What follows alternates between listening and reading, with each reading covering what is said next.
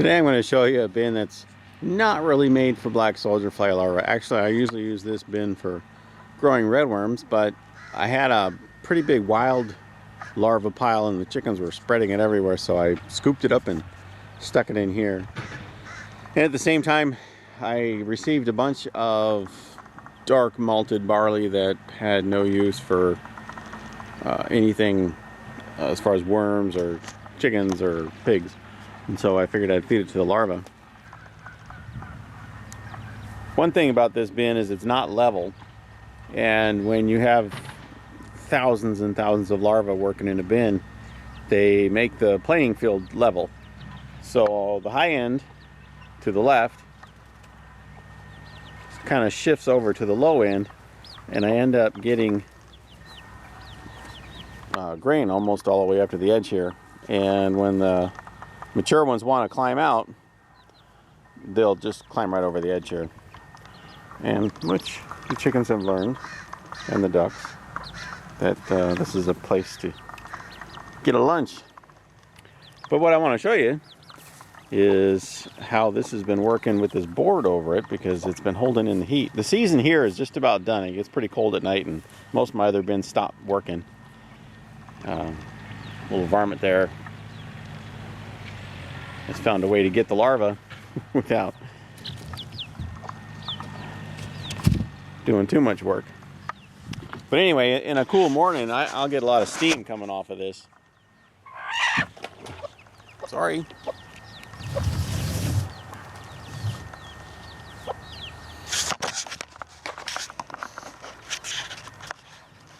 This bed's 13 feet long, and it is loaded with larvae.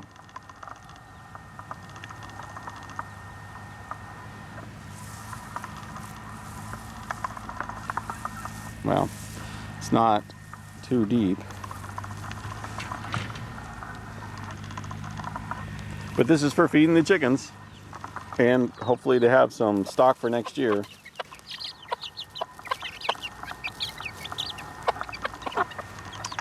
What I'll do is I'll take a lot of these larvae and I'll barrel them up. I've got 18 barrels of larvae running right now, 55-gallon barrels, and I'll pick 6 of the best and put them in the greenhouse and keep them warm through the winter, so I have stock through the winter and in the spring.